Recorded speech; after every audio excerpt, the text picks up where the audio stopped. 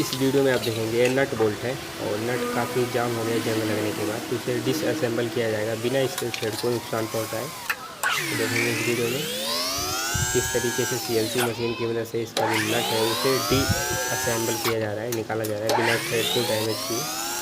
Thread बिल्कुल वैसे का वैसा ही रहेगा। आप देखेंगे इस वीडियो में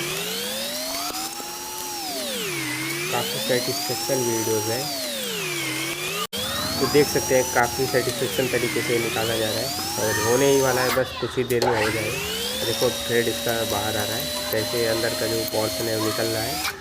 काफ़ी छोटे छोटे पार्टिकल्स हैं जिनको निकाला जा रहा है। तो इस तरीके से अभी सीएनसी मशीन की वजह से निकाल